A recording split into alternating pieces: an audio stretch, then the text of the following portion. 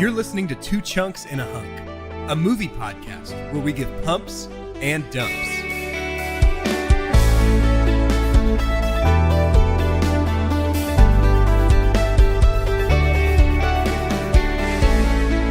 Hello and welcome to Two Chunks and a Hunk. My name is Jordan Wonders, and this week, I'm your hunk. I'm Doge, and it hurts so badly because it's chunk. I'm Carter, and if this is chunk, I do not want it. Yes. Take it away, please. Why does it hurt so much? Because it's chunk.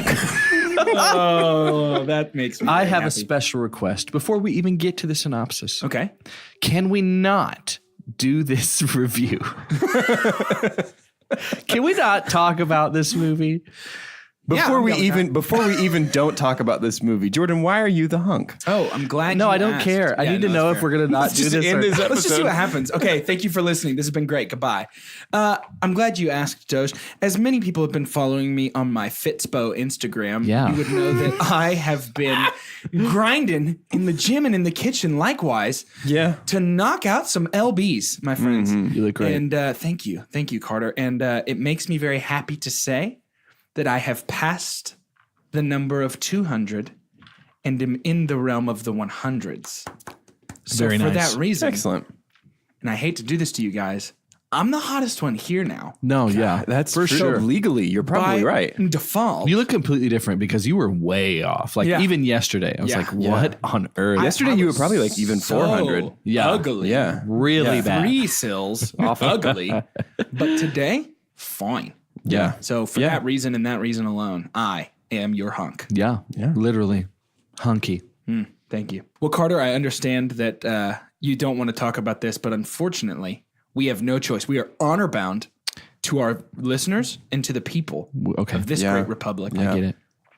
So let's talk about this movie known only as The Hobbit, the Battle of the Five Armies, or the Battle of the Five Philosophers for our friends across the pond. 5 philosophers head to head. It presents a much better script than the actual movie, Doesn't I it? think. I would way rather watch 5 philosophers engaging in a 5-way debate than whatever this sort of It's just PS3 one guy in the middle. cutscene was. One guy, cutscene. one guy in the middle who's just like, there is no right or wrong. And then the other 4 are like, that's some crazy stuff. There's right. There's wrong. There's right and wrong. There's only right and no wrong. I'm trying to come up with 5 different viewpoints, arguments. Yeah, I but do it's that. hard in a binary choice. So. Sure. Yeah, that's I kind of box us into a corner, much like this movie has for us. So at this point, the only thing that I can think of to continue our series that we have dubbed, Do You Believe in Magic? Full stop. In case you Full guys, stop this time. No. In case you guys at home haven't noticed, and I think there's only one way that you haven't, and it's if you skip that part every time. We've been using the same clip from the very first episode of us Hey, singing once you hit Whose fault is that, though? that you would hit be Doge's fault? Sure is. Sure, I'll own that. But once you hit perfection, like, why go back and try to be perfect that's a great twice? point. You know what I mean? We find all of our favorite laughs, insert those on the things we found funniest, we Everybody beat that. just- every time. like a laugh track. Please insert that laugh somewhere in this episode. No, it just comes up again. But the only way that I can think of to continue our series, the right way, friends, is if dweez would please sneeze all up on their steez. Could you give us the synopsis? Oh, yes. No, that is what I meant, though. Do we have enough time for you to give us the synopsis? Guys, I don't know. The Battle of the Five Armies starts where the desolation of Smaug left off. And remember how Smaug was a big deal. Don't worry. He's dead before we even get the name of this movie on our screens. It's true. And so the movie really is about Thorin has dragon sickness. Soren being a wiener. Yeah, Thorin's just a real big wiener in this movie. He has dragon sickness, and then there are 5 armies that are each fighting, and there's a whole lot of Boy, are they angry. 5 clearly distinctly different armies. A whole lot of really, really great character motivations, so that we're like, who do we root for? And it's not boring and not bad. How much more detail do we need? That's it. Let's okay. None. Good. So I want to preface this before we get into this. I want to say this. This was the hardest movie I've ever had finding a super dump because There were so many options. It was just a buffet of potential super dumps. I asked Jess if there was any way that my super dump could be the whole movie, and she said that's cheating. That is cheating. I have to listen to her. But I feel like every 10 minutes I was like, that's got to be it. And then something else happened. I was like, no, that's definitely the one. And then something else, I was like, that's my super I'm dump. actually really, really interested to hear what you guys super dump on, because there are so many. Like you said, there's so many options. I'm very proud of my super dump, actually. Like, I'm usually proud of my super pumps, but for this one, I'm very proud of my super dump because I think it's a good conversation piece. Oh, good. So we'll get there. That's perfect for this podcast. Yeah, where we talk about conversation. I'll start off by saying a lot of the times I was asking myself why. Sure. Why? In different inflections. Yeah. I'll tell you why. $956 million Holy moly! is why. Yeah. It almost made $1 billion. This almost made $1 billion. And you know what that actually sounds like to me? What you just said? Trivia. Oh, It sure does. Sounds like some trivia to me. I smell a bit coming. And you do, and it's been cooking. I smell a bit. It's been slow. I smell. Does anyone have some Febreze? So, Febreze? What? yeah. I was trying to do like a funny, I mispronounced it. You thing. did. Well, I wow, tried. we missed it. It was so You got the mispronounced part down. I sure did. Maybe not the funny part. Welcome to I Am Doo-Doo Trivia, the segment of the show where I try and trick my friends. Oh. For it. The basis of this game is as follows. I will present to you 2 pieces of trivia. Both are technically real, but one of them I have made up, and the other I have pulled from the lower portion of the ratings in the IMDb trivia section. So one of them is not. Oh, okay. Yeah, it's real, but it's not. They're both true. It They're didn't both make trivia. It, sure. Okay. Technically. Okay. I will read them both, and Yep. I will dub them number 1 and number 2. Okay. Then I will say 3, 2, 1, go. And after I say go, you will each say the number that you think I made up. I don't think Go was a part of the first time. But we it was did confusing last time because it was numbers followed by a number. So I added go. This is how we do. We adapt for the listener, don't we? Sure, of course. Okay. Here we go. 1. Yeah, I figured that was Oh, coming. sorry. Trivia number 1. This is the last film in the Hobbit trilogy, and also possibly the last film in the Middle-earth film franchise. Trivia number 2. Luke Evans, the actor portraying Bard, played a similar character in Disney's Beauty and the Beast, where he played Gaston. Both characters wear clothes that expose their chest hair. Do you need a moment, or are you ready now? I'm ready. Doge, I'm ready. when I say go, you will say the number that I made up. Got it. 3, 2, 1, go. 1. 2. We've done it again. Friends, the made up trivia is trivia number 2. Yes. Tied up. We're 1-1, Carter. Guys, wait. So a real someone piece of actually trivia for this said movie is that this is the last film in the Hobbit trilogy and possibly Maybe. the Who last knows? film in the Middle-earth film franchise. Friends at home, just for some clarification, for the record, trivia probably should never include the phrase possibly. what? Crosses the line that from is- trivia to speculation. That is bizarre. It's all tied up. And if you're keeping track, it is all tied up. Yeah. I love the Luke Evans trivia, by the way. Well, Good thank job, you. Jordan. Thank you. That was really good. Thank you. Is it time to talk about it? Let's go ahead and talk about Luke Evans, because he's real important for the first 3 minutes of this movie, and then kind of just feels like he was trapped on set. Like he rode with somebody and just had to stay there while they filmed the rest of I the movie. agree, but I'm going to do something crazy right here, right now. Uh-oh. Do it. I know what you're about to do. I don't think you do. Well, maybe you do. I'm going to super pump on Luke Evans for this movie. Okay. Because, and I want to clarify, I've already wasted a super pump on Martin Freeman, and I think he's very great in this movie, actually. Yeah. But since I've already super pumped on him, Luke Evans, I think, deserves some credit for this one. Mm-hmm. I think that with the garbage script that he was handed out of a toilet dripping wet, I think he really did turn it around and made Bard into a character that, while not nearly as compelling as Aragorn, was sort of Aragorn adjacent. No. Well, it felt like you. It really is Lord of the Rings Mad Libs Yeah. at this point, and it's like who's a our good way to most put it. Aragorn-like character? But I feel like Bard, and particularly Luke Evans, was the most realistic character portrayal of this whole movie.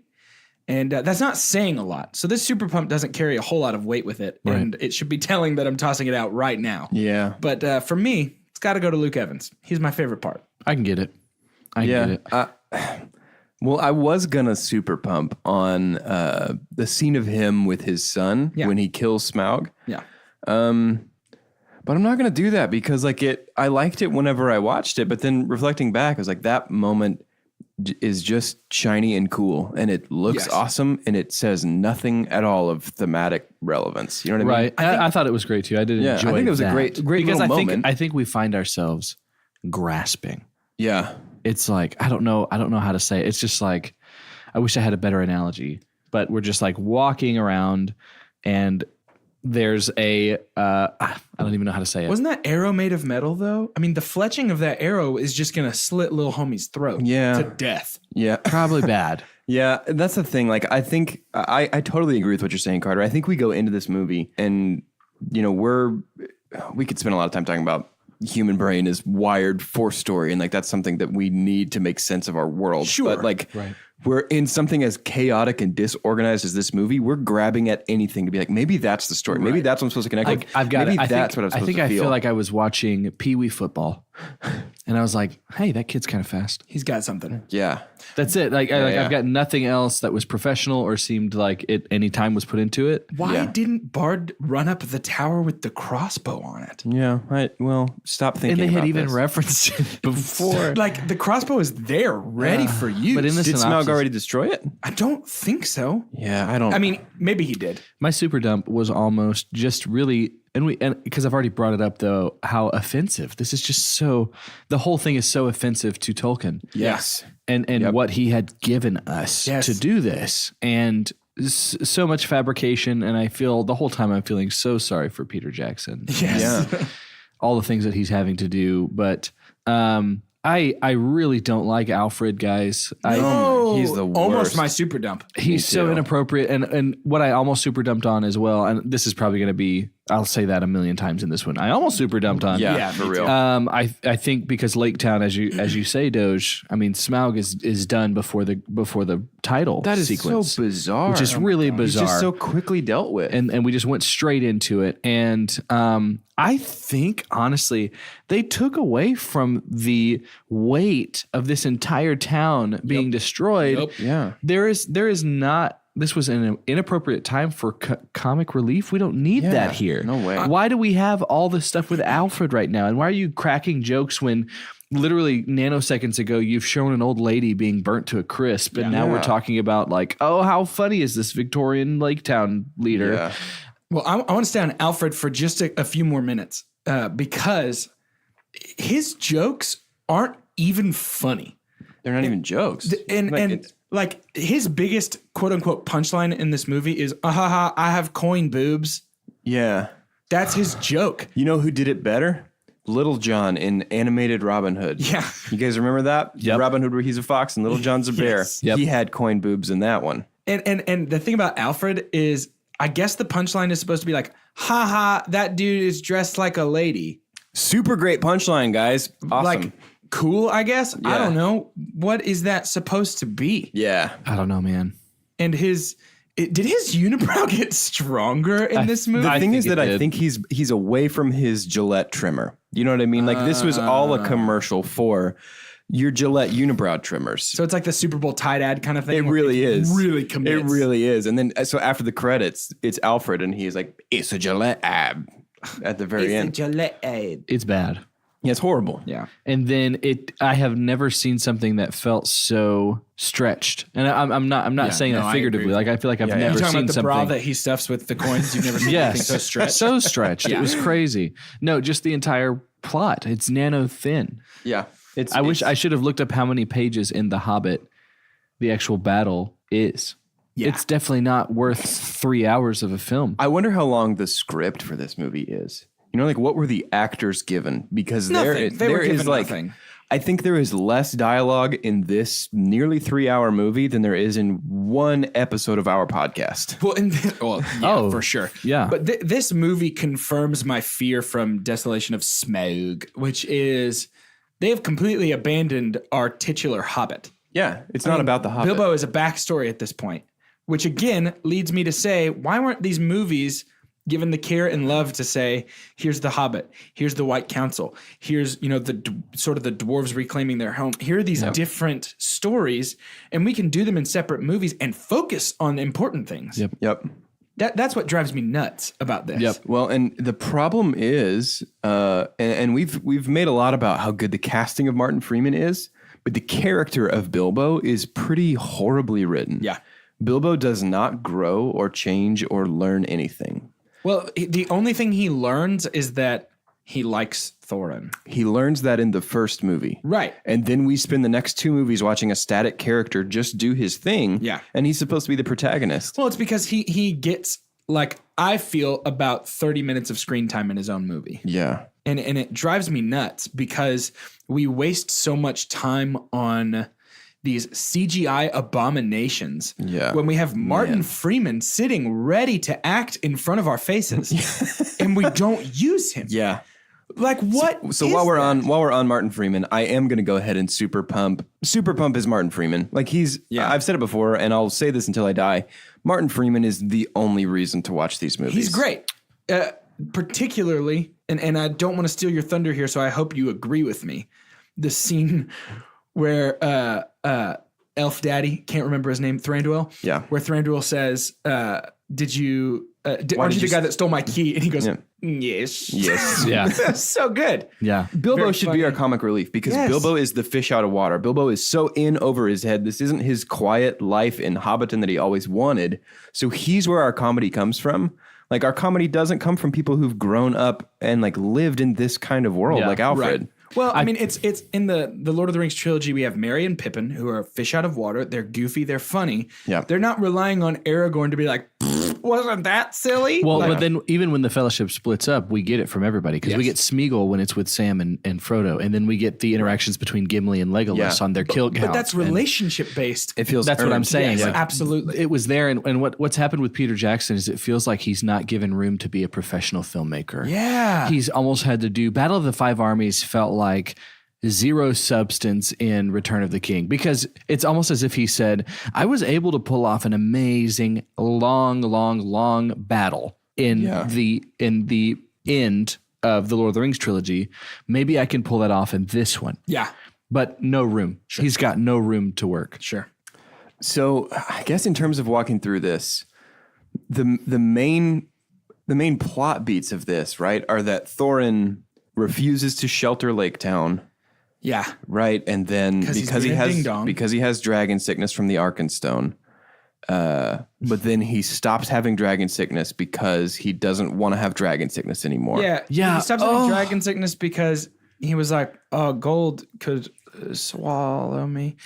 Yeah, It's weird. Although I'll say this, a pump from me, rare, amidst, a pump from me is the stacking of Smaug's voice with Thorin's voice. I thought it was a cool effect. Cool. That was a cool effect. It was really cool. It was. They almost did that to death though because they didn't stack it, but we see him say Smeagol verbiage often. Yeah. And they might have killed that. I'll say the slow-mo scene of him being like, they won't get I hated it as much as I hate you reenacting it right now. Horrible. It takes like 10 minutes for him to say one sentence. I don't know that we've pumped on Richard Armitage. I'm going to give a pump to him. I think he does well with what he's given. He does. Yeah. He That's does. fair. I think he's a good casting. That's fair. Maybe that's what I'll say. I think these movies are great castings, except for Radagast the Pooped. I just don't like him. But When I was seeing, watching the credit scenes at the end, when we're just getting the drawings of each character, without context, characterization has been done really well. Yeah.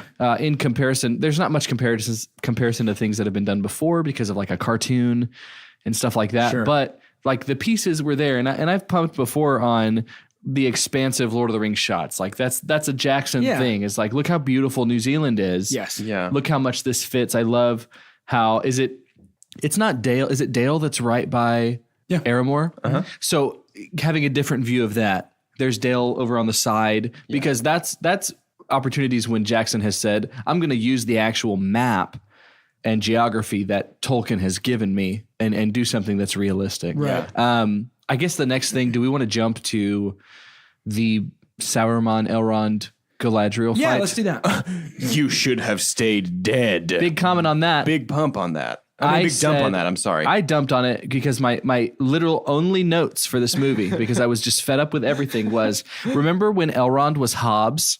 Yeah. For real. You should have stayed dead. It was like, what? You've almost like end of Prisoner of Azkaban stopped the movie and paused it on my super dump of just like, you've changed the whole vibe. Like Elrond is basically only saying stuff verbatim of what Tolkien wrote. Right. Can you tell I'm offended that like they're just not doing what Tolkien said to do? So was this a money thing? Like, because we ruined so many. It feels, I don't know. It's like, I think disrespectful is the word. Like, it feels so disrespectful to these characters that we're supposed to hold in high esteem. And it feels, I know we've compared them to the Star Wars prequels before. This feels like a worse transgression against these characters. Yeah. Well, I've said before, I think I said in the last episode, but I stand by it, almost my super dump. And I want to go back to the fight. Sure. Because there's some pumps in there, because I think there were some cool ways that we got to see them fighting. Sure. I completely agree. But Are they ghosts? My quick diversion is, I'm struggling to think of a worse perversion of a character than Legolas in this Hobbit trilogy. Legolas is not this petty, whiny teenager. Again, I understand there's 60 years between this and the Lord of the Rings trilogy, but that's no time in the life of an elf. Exactly. Yeah. We have to understand that it's not like Legolas grew up a bunch in 60 years. That is nothing for an elf. Mm-hmm. Yeah. And that's what's, I think, so frustrating about Legolas's character, besides a billion other things. Oh, that's the thing? We'll get there. But man, it just, the characterization of Legolas as this jealous teenager drives me nuts. Absolutely. Because this is why I can feel why this is more offensive to us, because you've brought back other things. Like, you've brought back Gandalf. Yes. You've technically brought back Bilbo, like someone we kind of already knew the characterization, and then you just kind of really neglected what you did with Legolas. And it's probably because he's not really a part of the Hobbit. Right. No. Well, and they said, we want cool elf stuff. Who's a cool elf? Yeah. And instead of saying, is Orlando Bloom busy? Yeah. Well, instead of saying, why didn't they let just stick with Tauriel do these though? cool things? Yes. Just stick with Tauriel. Legolas do it. Tauriel was done so well. Tauriel is the biggest missed opportunity, I think, in this entire franchise. If not the biggest thing close to it. I think she's the biggest missed opportunity in all of Lord of the Rings, because name another female character that has the potential to rank alongside when somebody's saying, who's your favorite Lord of the Rings character? Like, Tauriel could be the answer to that question. I almost said AOM, but then I was like, nah, she's pretty cool. Yeah. That's the thing, though. It's like, they're all very realized. You have your choice. Your choice is like Éowyn or Galadriel in terms of women who might be cool in this story. Arwen. Are you kidding me? My point is that Tauriel was a huge missed opportunity to be someone on the level of like a Legolas or an Aragorn, where she is the hero of a large majority of scenes. I completely agree. And I want to give a collective pump again just to the culture of like people watching it to just know better. I think the fact that I had mentioned earlier, and it brought up a good Star Wars question you had a couple episodes ago about how culture just kind of decided to forget it and not to really acknowledge it. Yeah. So pump to that, because it wasn't the almost $1 billion that was invested into this also created energy invested into trying to make it worthwhile. Right. Yeah. Because it wasn't. I'm wondering, so like in terms of Lord of the Rings since this, like this feels like an effort to revive the brand from Warner Brothers. I think it probably was.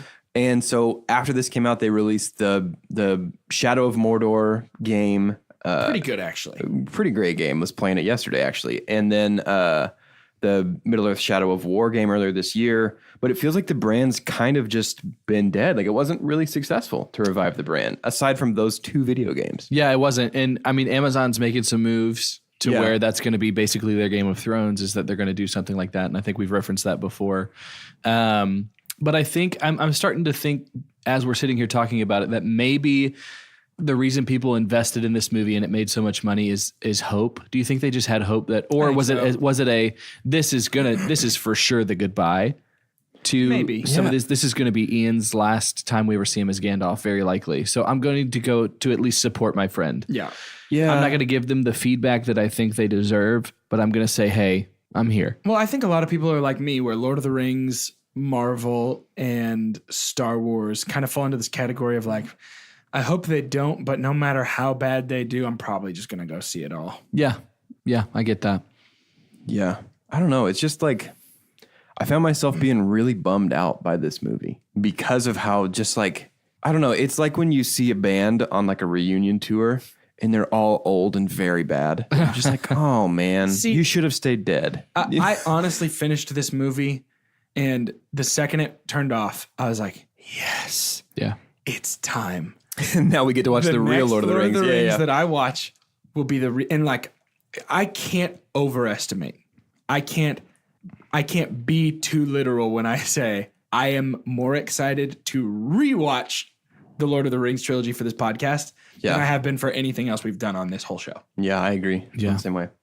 So let's get back to this bad Hobbit movie. Yeah, let's talk about the battle. Let's talk about the fight scene, the "You should have stayed dead" fight. I thought that was fun. I think it was kind of fun to see. Well, actually, when Galadriel first gets there, the homeboy first orc that she comes across, it was really cool to. All we really saw was a flit of her wrist, and then they show the sky. Yeah, and shows like you how this powerful ripple she is. effect of how powerful she is. And for all we know, he's been disintegrated because she's just so crazy. Were there 9 ghosts? Because there shouldn't have been. I didn't count. I forgot to. Did you guys notice? Why should there not have been 9? Because the Witch King of Angmar should already be active in Angmar. Shouldn't be a ghost. At this point in The Hobbit? Yep. Okay. Should have a physical body. I don't remember. I didn't count. Yeah, I didn't count either. I was so turned ready for off it a to certain end. amount of Yeah. attentiveness in this movie. Sure. Sorry, listener. No. Yeah. This movie deserved it. Listeners, we tried to pay attention. Some things are too strong, even for chunks and hunks. Honestly, it felt like Sauron kicked the most butt during that fight scene. Kind of cool to see him fight. Yeah. We'll get a better fight scene, I think, when him and Gandalf square off at one point. Yeah. But I thought it was cool. Again, I was asking myself, Gandalf's in a cage.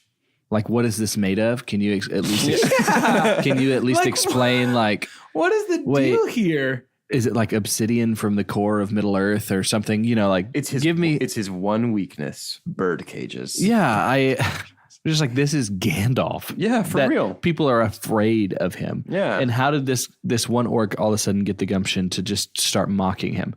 So it feels cheap to keep comparing this to Star Wars prequels, but that's the only other like prequel series, like movies that we went back and told backstory that we didn't necessarily need for a really well-respected original series of movies.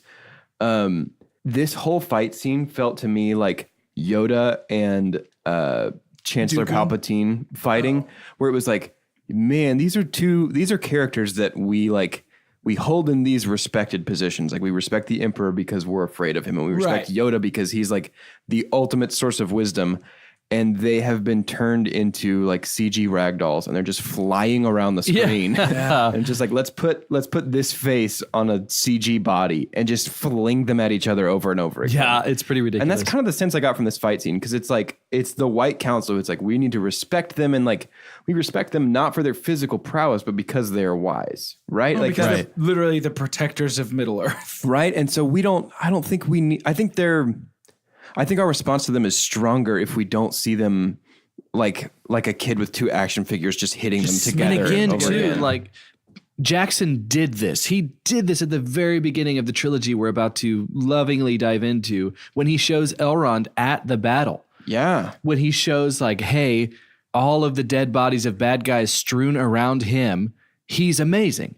He's a bad A. He can fight. That feels like it is better to serve as like, Exactly. This contextualizes why we respect him. Yes. We don't have to see this to respect him. Right. We know No. this happened, and so we know what he's capable of, but he doesn't have to prove himself. Because he's literally one of the only people left alive on Middle Earth that has seen Sauron before he was vanquished. Yes. That's all we needed. So we didn't need Hobbs to come in and You should have stayed dead. You should have stayed dead. I'm actually torn. Before we move on from this scene, I'm actually torn on the Galadriel moment at the end where she kind of changes into this powerful being, because Big no, thank you. I actually don't love the effect on her voice, and it's the same effect used in Fellowship. because that's when she's saying, here's what I would have done if I had the power of the Right. And that's why I don't like it here.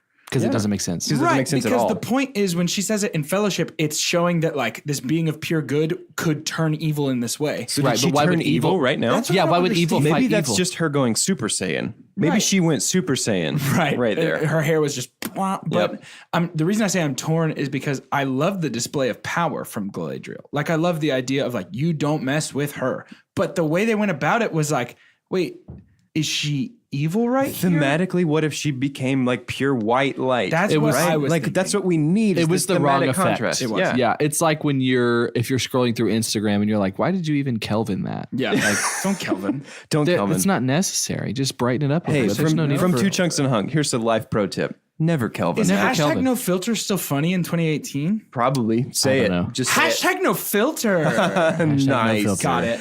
After this fight, I think the next thing to talk about is. You guys want to talk about William Wallace riding in on his war pig, or like No, let's talk about him. No, It's the no, dad no, from no. Boondock Saints. No. It You know is. what? That's who it is. You know what? Yeah. Let's talk about him. take me there? Why is he CG? Is he? This boy he is is- Polar Express. He's completely CG. Why? Kidding me? Well, hey, that's why, because it evidently can fool people. Why? It fooled me because I had already turned my brain off. My brain was idling. There's not a real person you can put there? Well, he is. No, they CG'd what that guy looks like Like exactly. Polar Express. I know. Why? I'm gonna Google that. No, if he's not CG, I'll eat my microphone. Chomps and What all. do I Google? No, he's definitely CG. What's his I know, name? that's why I said it. Scottish pig Boy. dwarf. I can't wait to see what you actually find. It has nothing to do with the Hobbit. All about the CUNY pig breeds as an exotic pet. Nope, that's not what I'm looking That's for. not it. Scottish pig dwarf. While we're on this- Hobbit. Yeah, talk about it.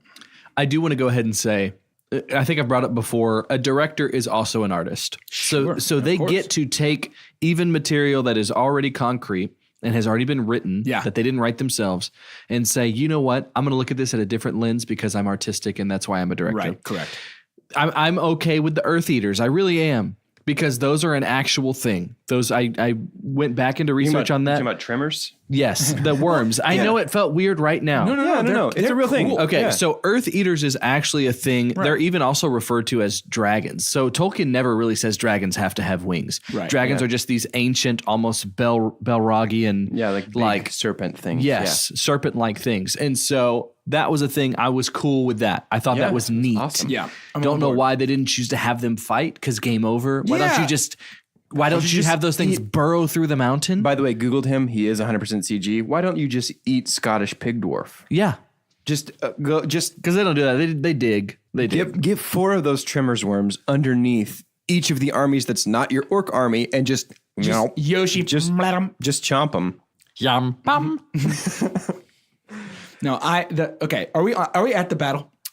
Almost. Does super- anything else matter? Almost super pumped on the Dwarven Warriors because they were one of my favorite things about the book because these guys are supposed to be literally like the best. Yeah. They are Spartan like. They're like pound for pound. They're like an ant. They're worth way more than what they look like. And I hear you. Here's the thing. At least they're silly in this. I don't want to talk about that. What I do want to talk about. In Lord of the Rings, the original trilogy, it was famous for having like the largest gathering of horses and like human actors, either of all time or of all time in New Zealand. Yeah, Like maybe most since, of the armies, maybe since Ben-Hur. the visible armies were all living actors, and then they CGI'd the back part that you couldn't really see. I think that's been surpassed by the Battle of the. The B words in Game of Thrones. I Yeah. agree. But here's the thing. Why didn't they do that here? Because the elf army, they move in the same way. Yeah, they didn't have time. I really think it's because we don't have the time. Hey, here's a famous actor. Well, you can't fly in during this, but Warner Brothers wants us to go ahead and make sure that this thing gets released at Christmas. Well, CGI you, dude. Can you wear this mask and send us the video? Like, they didn't have time. No, I think you're right. But it just drives me nuts because the moment where the elves jump over the dwarves is very Sucks. cool. No. It's a cool moment. It looks terrible. That's what I mean. It sucks. That should have been the Visually moment where we sucks. go, oh, yes. But Yeah. instead it was just like, they are all doing the same thing. And I even thought too, there seemed to be more depth to that, and I don't know if it was intentional. And that's what this movie does for me. Is like, did you mean for that to mean more? Because it Yeah. would have been cool if it did. On how like the elves are like, we still think we're better than you guys. Good idea. I'm actually going to use you as a pedestal to jump over and do all of my cool things. They don't even give a reason why Thranduil was like being such a wiener. Like they're literally just like, I'm not going to help. Yeah, okay. I would never help you. And then at the last moment, it's like, But I will. we all knew this was changed going to my happen. mind. Yeah. Yeah. We've seen the movies after this. Yeah. Can I just jump to my super dump? Because Yeah, I no, can't. please do it. I can't keep it in my brain and not laugh. This movie's doo-doo anyway. Guys, Legolas running up the falling this is my rocks. super dump too. I was close to this. This is the worst Guys. effect I've ever seen. It's like Mario doesn't know what to do because the game is crashing. Yeah. Like he's just like, oh no. It was like so. I get that he's an elf, you know? I get that he's supposed to do cool stuff. I get that. Was I there not laughed. a way to make it look less dumb? Guys, this was the Scary Movie adaptation of a legitimate Scary Movie. I thought I was watching someone making fun of Lord of the Rings. Yeah. And an that's actual. when I heard a boing, a boing, a boing. That's one of those things. It falls in the same thing as Bomber using his barrel armor and spinning it. It's like, I can't believe that you thought that was a good idea for this movie. Yeah. You know what I mean? Like it's just bizarre. I remember people laughing in the theater when I saw Same. it. Me too. No one was like, yeah. Hey, genuine question. Did we see this together When did it come out? at the Cinemark on Carrier? When did it come out though? 2014. Oh yeah. Oh my God. Yeah, we absolutely I did. think we did. I don't think I was there, guys, but thanks for the Yeah, invite. we did. Oh, and I remember you being so dumb or so bummed because you love Legolas. Yes. And this was the most ridiculous he ever looked. Yes. Yeah, this was a bad time. I think so. That's my super dump, and I think let's kind of just zoom out and view the icy mountaintop battle. This is the most stretched out thing of all time. This is the worst thing of all time. It is so boring. And it could have been so awesome. It could have the been biggest awesome. bummer. Because you do have, I mean, hey, thanks for not changing the narrative on the fact that the Thorin's bloodline does end. Yeah. People have asked that Yeah. before about Tolkien. They're like, why did he just kill a complete bloodline? Well, it's because later on, it's not a Whomping Willow or Sorting Hat type thing, Yeah. but the significance of the fact of how sorrowful that Gimli is when because like dwarves are kind of fading a little bit Yeah. because of their own selfishness and ignorance. And so, they kind of just dumped on all of that. But here's the thing with this mountaintop battle. Here's the only way I can think to say it, and it's because I'm hungry. On the top of this mountaintop, you got 4 or 5 eggs. Mm-hmm. You got some bell peppers. You got some sausage. You got some cheese, salt, pepper, some onions. You got a little jalapeno in there. Maybe see what happens. Okay. All right. I'm there. A little bit of bacon. Crisp it up. Toss it in. You've got all the ingredients for a killer breakfast omelet. But then you've got your Cholula sauce off to the side. You're ready to go.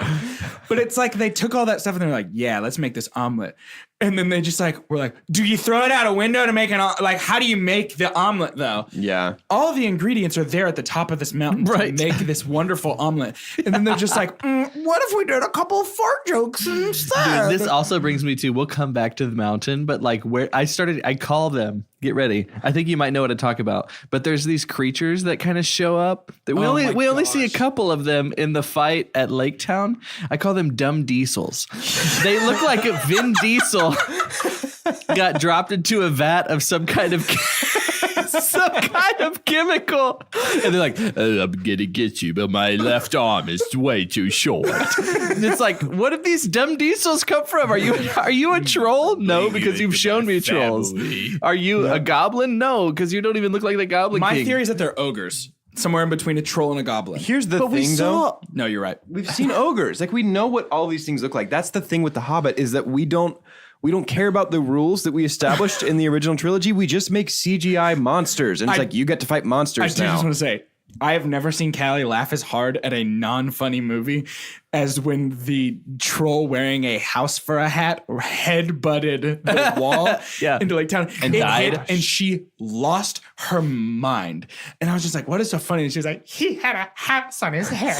Yeah. It was so dumb. And then I mean, we can go off on this rabbit trail of how stupid things are. The guy with maces for feet. And we can, it's hard for when you say, okay, yeah, Bard can be your super pump, but he rode a cart down to save that his almost kids. canceled it out for me. Hey, question for you guys.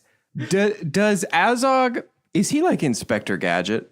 Does he just Switch out his arm? Switch out his, go-go got a new gadget, arm. blade arm. He got a Go-go new gadget, arm. pitchfork. Yes. He got a new arm, which makes me wonder, they had to rip the pitchfork out and smash this I think he's got a little through. screwy thing like That's what I was going to ask. Is it an adapter? like Mr. Claw? You can just screw anything in. He's here's Mr. the thing. Potato Head. Here's the thing.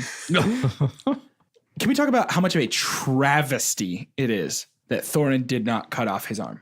Absolutely. Yeah, big old miss. He should have cut off the opportunity. other arm before the death scene. Yeah. That would have closed out this Thorin, I don't know. The under the ice thing was actually unique and something that I've never seen before. That he couldn't see him anymore because the ice got cloudy. He's like, oh crap, he's alive, and he's just floating underneath. But the scary thing happened when it got clear again. Yeah, the omelet thing. That's a really good analogy because it happened all throughout that whole section. Yeah. I remember this was so dumb and I had already forgotten it. I'm telling you, I think the only other time I watched it is when you and I watched it together in 2014. Right. And when they start saying, well, let's go to the mountain, and we see these CGI bouncy rams that they're riding up to the top, I went audibly was just like, oh no. Because I remembered like, oh, I think this is what I hated the most, and we're not even there yet. Imagine a world where Thorin's like, I've got to go up to the mountain, and then calls his ram, and the ram's just like, and then they just, okay, here we go. And then the whole way there's, you mean if the Rams were as much ex machina as the Eagles ex machina? Where did the Rams? Eagles again drove me nuts. Eagles again sucks. And actually, Eagles is in The Hobbit. Now that we're trying to close, no, I'm with you on that. But the fact that they used it twice, the way that we continually use the Eagles to bail us out, and they're different than the Eagles in The Hobbit because in the books the Eagles are like thinking, reasoning, speaking creatures, and like it's a big deal. Here they're just carpet bombers to get helped by an eagle, and now eagles are airplanes. But I want to say we've kind of arrived, and I know we're trying to wrap this up here pretty soon. We've kind of arrived at a portion of my super dump, and I want to talk about it, and I want to actually save some time to talk about it because I think it's a conversation piece. My super dump for this movie is how it just insists that it is important. Yeah. This movie spends 2.5 hours going, I matter, I matter, I matter. Look at this important thing. Look at this important thing. But it is none of the importance actually holds up, and it is all shrouded in this sort of cloud of mundane activity that means nothing. Yep. And especially when we know the context of the movies coming after this. Yeah. But it is so clear that this movie knows what it could have been. And I think that's what's frustrating to me is because this movie is going, no. This is big. And it's like, you don't have to tell me that. Just show me how big it is. Gosh, that's the problem with prequels. That's why prequels are so hard, is because to a certain extent, prequels have to justify their own existence. Yeah. I can tell you, and I'm being 100% honest, the first 2 minutes of Fellowship of the Ring, when it's Cate Blanchett explaining the ring and its creation, who it was given to, she's basically reading verbatim the beginning of Lord of the Rings, is more thoughtful and put together than this entire series. Enough. And that's all we need. That is absolutely all we need. Yeah. But here's what drives me nuts. The Hobbit, the book, isn't this. No, not even the close. story that the Hobbit book presents to us would have been wonderful. That's the overarching super dump for me for the whole series. And I keep saying it again, but it's offensive. I would have upsetting. killed to see The Hobbit translated to screen the way that it was written. Yep. But the fact that this movie clearly felt embarrassed to exist and had to justify its own existence by going, look at all the cool stuff we added, shows that the creators, and maybe this isn't fair, but I'm sticking with it. I don't blame Peter Jackson for this. No, I don't either. Peter Jackson's like a hero for me. And I have too much faith in him to assume that he is what was wrong with this. Mm-hmm. I think that he was handed a bum deal. Yeah. I think he bears a small amount of blame. Certainly. Just for you can see his direction starting to show in Return of the King. Return of the King is the most Hobbit-like of the original trilogy. I still love this movie, but there are certain moments that tend toward excess rather than finesse in that movie. I can see it. And I think this whole trilogy is characterized by excess over finesse. And so I think he's probably slightly culpable, but I do agree that it's primarily Warner Brothers. Responsibility off of him. That's not fair. That's not fair to everybody else who's ever directed something. Yeah. But at the same time, I have more faith in him than this. Yeah. And I believe that he was capable of more than this. Yeah. And so my only question, and it's kind of open-ended, and it really is just a cry of frustration here at the end of our time with The Hobbit. Who did this? Yeah. Who ruined what was an easy slam dunk? Here is, and here's my thought is that it's probably Warner Brothers. You know what I mean? I was going to say whoever offended Del Toro from doing something that I think we would have really liked. I think it's WB because we would have really liked. So let's think of another franchise that has phenomenal source material, horrible execution. DC Comics. Yeah. 100%. What's the common denominator? Warner WB. Brothers. Yeah. What is happening? So I think DC has better source material than Marvel. Yeah, I agree with you. Yeah. Because there's so many layers to every villain and DC hero. is so much more mythic in structure, Yeah. but we can't get any movie that makes sense because it's studio interference the whole way. Yep. The same thing is happening, and we haven't talked a lot about Fantastic Beasts, but the latest Fantastic Beasts 2 trailer seems to really reveal what these movies are actually about. They're greenlit for 5 Fantastic Beasts movies, which first of all is absurd, but the movies are not about Newt Scamander. Like, it's building up to a duel between Dumbledore and Grindelwald. That's annoying. And you know what I was going to say to Jordan when you said like I would have killed to just have the book be moved to screen. You know why that is? Because the book's about the Hobbit. Right. Yeah. The book is about Bilbo Baggins. Thank you. Yep, and I think Hobbit. that's the problem whenever we go back and make trilogies that aren't well thought out, like this prequel to Harry Potter, Fantastic Beasts and Where to Find Them. It's not thought out. It's not about our protagonist. Right. It's about somebody else that happens. Yeah. The Star Wars prequels fall apart because we don't have a clear protagonist. Yeah. Is this Anakin's story? Is this Obi-Wan's story? Is this Padme's story? We don't know. The Hobbit falls apart because we don't have a clear protagonist, because prequels, they are more focused when they're stretched out like this, more focused on world building than telling a coherent narrative. Yes. The consumer movies inevitably will always be about the story. Yes. And that is so unique to movies, and that's what makes movies incredible. That's why when you walk in, it's something you've never heard of before, and it's completely original. You say, "Oh my God, you told something completely original. It's opened my mind." Yes. And but then it's like, okay, so a movie can also be an adaptation of a literal story. Good luck. I hope you do this well. Interpret it how you will. It's an artistic medium. And that's why we get offended, because it's like and that's why, thankfully too, I'm so glad that the 4 of us in here are not alone. Like the 3 of us are not alone. Like, we are not the only ones. We're not trying to broadcast this to change people's minds. No. Like, people felt this way. And I think it's because, and I don't want to spend a whole lot of our time at the very, very end of the Hobbit trilogy talking about the original Lord of the Rings trilogy, but what else is there to talk about at this point? I think that's why I'm so excited for the Lord of the Rings trilogy, because the Lord of the Rings trilogy is a series of movies that have affected me deeply from a very young age. Mm-hmm. And the Hobbit is like a shadow of the former. Yeah. And I think that that's movies. why, yes. Yeah.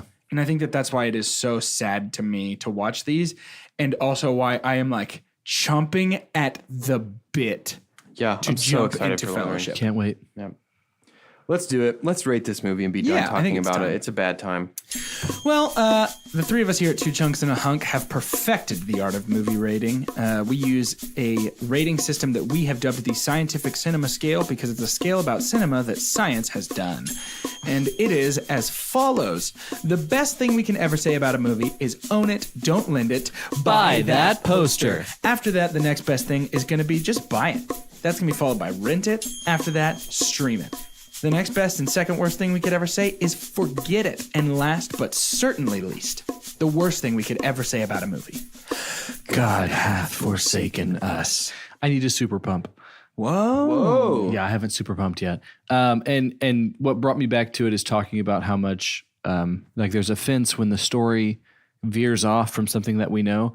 My super pump is the scene that maybe lasted 90 seconds to where everything is done and we have our 2 favorite things sitting by each other. We have Gandalf and Bilbo, and that interaction of Gandalf spending time cleaning out his pipe and everything to just kind of be like, well, that's it. You know, like what is that unique moment at the end of accomplishing something huge? Yeah. And the way that they just kind of did that with hardly ever saying a word. And then in that small moment of time, like their interactions and their relationship, how that was, I thought that was great. I think that's a credit to 2 spectacular actors. Absolutely. In my opinion. Absolutely. Spectaculars. Spectaculars. Nice. Carter, since you jumped in with the super pump, you want to rate first? Yeah. God has forsaken us. Okay. This is more, okay, because of the weight of everything and everything that this could have been for me and what I had hoped for it. And maybe I'm just doing this to the whole franchise, but it is specifically for this movie. But I enjoyed Tokyo Drift more than Battle of the Five Armies. Okay. Because I knew going in, and here's the thing. Yes, I had 2 movies before it that offended me, but I knew going into Tokyo Drift, I don't care. I don't care at all. I don't care what happens. And then I got to actually enjoy the humor of it just being a bad movie. Yeah. But the humor in this, the parts that made me laugh out loud, were so maddening.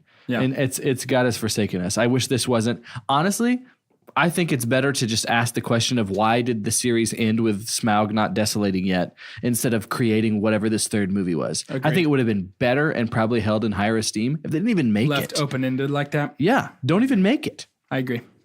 I hate this so much, but unfortunately my answer has to also be God hath forsaken us. I've really been teetering on the edge of that and forget it until right now, but the more I've thought about it, this movie is just so offensive to my sensibilities as both a movie lover and a Lord of the Rings lover. I have no other option than to say God hath forsaken us. This movie is a slap in the face of everything I love about this series, and it's truly an abomination that I never want to see in my own eyes ever again.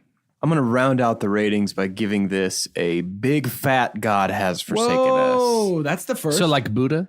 Exactly. A big fat God. Actually, misconception, I don't think Buddha is the god of Buddhism. Well, here's the deal, is that there has never been a worse prequel than this. Whoa. And I'll go ahead and say that right now. The Star Wars prequels are better than the Hobbit trilogy. I would say that. They're I'm not even shocked. They're less offensive prequels than the Hobbit trilogy, and they're bad. This could have been Rogue One. You know, Rogue One is, in my opinion, a prequel that really, really works because we don't spend a lot of time world building. It's about one core group of characters, and we have one clearly defined goal that we know they will succeed, but we don't know what it will cost them. Right. Correct. The stakes come in the cost in when you're telling a prequel story, and we just don't communicate that at all in any of these three Hobbit movies, but particularly in this one. So God, we've all three been forsooked. It's a bad time. Totally forsaken. And, you know, it kind of makes me upset too, because I'll say it now. I think it's silly, and y'all can argue it now. You can argue it in later episodes. But when it was going to be it, because it feels like in Do You Believe in Magic that it is Lord of the Rings versus Harry Potter to a certain extent, because we're comparing and contrasting. Yeah. I think because of The Hobbit, it's done enough damage that the 27 Academy Awards won by the Lord of the Rings trilogy, that I think The Hobbit has done enough damage overall, if we're comparing 6 to 8, to lose to Harry Potter. And I don't know if I would have said that, but if you're looking at the overall thing, because I don't know if I've ever or if anyone's ever had or will say God has forsaken us about one of these Harry Potter movies. Yeah. And granted, we've said before, they have some stuff on their side. They knew this was going to be a 10-year project. Much how like Peter Jackson knew 4 years for Lord of the Rings. But like if we're comparing the two, I think Lord of the Rings might lose. We'll see what is stirred up in me in the next 3 movies. But even just by numbers, like 6 out of 8 of the Harry Potters are pretty dang great. 3 out of 6 of the Middle Earth movies are pretty dang great. You know what I mean? Look, I've been sitting silent for the past 30 seconds, and I hear you. Let's hold off on this. No, this is good. Because it's great as a sliding scale. Yes. And I'm telling you this, for Jordan Wonders, the Lord of the Rings trilogy is dang near perfect. That's what I'm saying though. But I'm saying The Hobbit has done enough. Yeah, it's hurt. To where if you're calling it a we're down in the third round. I hear you. A Tolkien series, you know, it's not pass fail though. Right, it's a sliding scale. Like the best Harry Potter may not be as good as the best Lord of the Rings, or vice versa. Sure. Right. So let's save that for the end of November when we're done with this whole series. It's a good place for us to insert this though, to be ready for it, because we're about halfway. No, you're right. Yeah. It is about halfway. We'll give our definitive opinion, each of us, on whether Harry Potter or Lord of the Rings is better. Please don't hate us based on what we decide. Is tough. Got it. We do have a couple of shout outs for this week. First shout out we would like to give to Hannah Trotter. Hannah drove through Chick-fil-A and told her Chick-fil-A server love it. about our very fun podcast. So thanks, Hannah. Good. Hey, Chick-fil-A friend, if you were listening, we just want to say thank you for your delicious chicken. And for that honey sriracha sauce. This whole experience has been our pleasure. Nice. Dang, awesome. But also that honey sriracha sauce, though. I understand if you're a Chick-fil-A sauce person, I get that. But do yourself a favor. Get you 1 packet of that. Yeah, it's a good time. This episode brought to you by Chick-fil-A. Brought to you by Chick-fil-A. Our second shout out goes to Phil Page. Phil, I'm not sure how familiar you are with our rating system and how it really works, but His super dump is the Hobbit trilogy, which feels broad.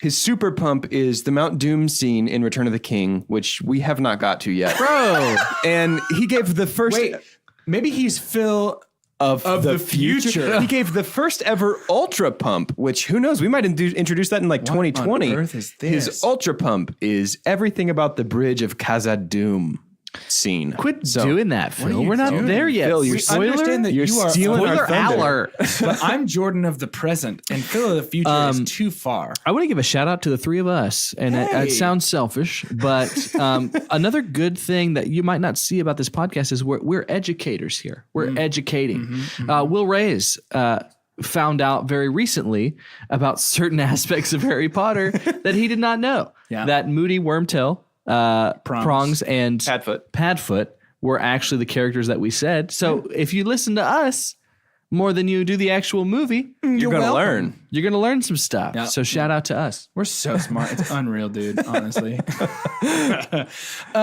And speaking of being so smart and so wonderful, if you want to help us out, the best possible thing that you could do is go onto iTunes, Google Store, Spotify, or your neighbor's house and give us as high of a review as you're willing to toss our way. Maybe even leave a written review because that carries some weight. That is the best thing that you could do and will actually help us towards our new goal that we have set. Yes. Of Tell us about becoming that. How many? So we could become Rotten Tomatoes critics. We need 200 within the next year. So actually 160 within the next year. Has anyone checked where we are right now? It was 41 a week ago. So it's probably like 200 something now. Yeah, I think We've we're probably there. done We it. probably reached it. So we have to get 500 to be... No, but please do that. That really helps our show out, and it just makes us feel. It makes us feel so good. Do y'all know what makes me even more hurt than the Hobbit series? Carter. Wow. No, Do you know? Talk about that? Y'all can't see it right now, but there's tears coming out of my face. About an inch deep on the floor. Let me wipe one of those. I'm sorry, guys. I didn't expect to be emotional right now. When you don't subscribe, I don't know why you would. It's like saying, "Hey, I had a good time on our date," and then you never text me back. Yeah. So I don't know. I don't know if I should. I mean, we can cut this out later if you want to, Doge. But No, why would you say something so brave right now? like, so to me, subscribe equals love, and I don't feel loved by most of our listeners. So That's true. Carter, I don't know if I've ever been on the same page as you more don't do this right now. right now. Can I get a new pop filter? Mine is soaked. My pop filter is degraded. Please by subscribe. tears. Please subscribe. Please That would be subscribe. very great for That'd us. be a good time. And we also want to give one final shout out to Wax Space. Thank you, Wax Space. Thank you, Tori. so much. Yeah, our unofficial, I guess, fifth member of the team, Tori. Right. Thank you so much. Wax Space is a great place if you are a professional in need of an area to get some business done. Or planning an event. It's a big, huge event space. They've got tons of stuff. Tori's got something coming up to where she's going to have a gallery, art gallery that she'll have. And so they're so willing to do that. They really are. They're owned by great people. And they're here for you. I mean, they're catering to you. So check it out. Is it time to end this episode, my friends? Sure is. Please, God. Here's what I would like to do. Just a real quick one. As our ending bit, I would love for us to each name a better Deus Ex Machina for the end of this movie than the Eagles. And I'll go first. And it is the band, the Eagles, arriving on the battlefield and playing Hotel California so loud that the orcs can't help but jam. Little do they know, the other three armies, earplugs, Earplugs. Oh, no. slaughter, full slaughter. They got him. Wonderful. Here's my game plan. Cool wind in my The Eagles are still a part of this, but The band or the animals? the animals. Okay. Why not the bandos? Do you want to expand on that? Each of the animals is named Don Henley, though, so that's important to know. That's great.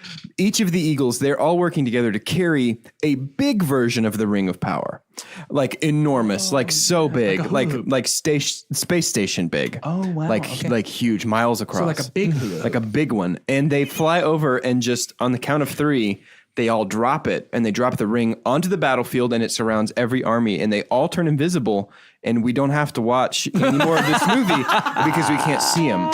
That's good. So picture this. Yep. We're starting to head up the mountain and the mountain to go get Azog. Oh, yeah. But before that even happens, we start to we hear this low rumble, and honestly, it's probably for 15 or 20 minutes to the point to where it's like deafening. We're like, what? It's just like, Yes.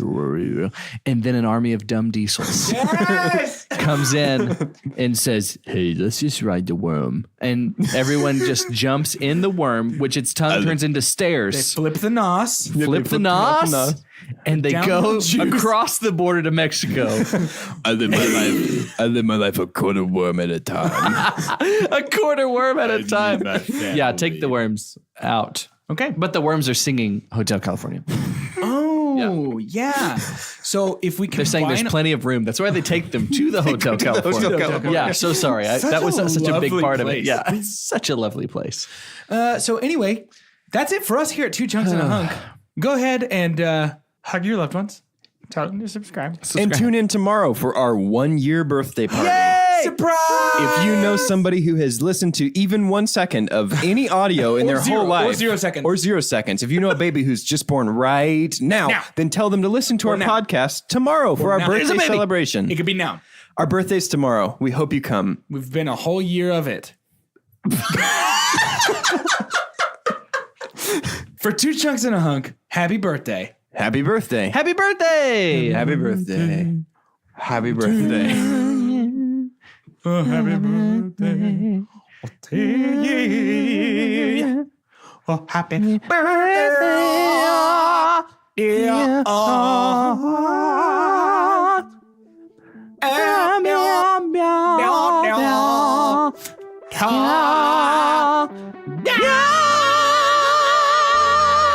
It's going to be a miracle if that makes it into the episode. No, it has to.